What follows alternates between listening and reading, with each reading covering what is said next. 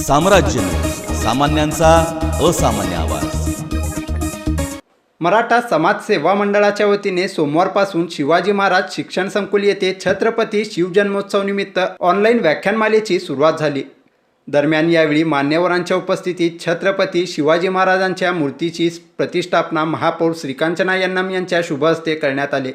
निमित्त व्याख्यानमाला आयोजित केलेला आहे। गेल्या 54 वर्षापासून हा व्याख्यान या ठिकाणी सुरू आहे।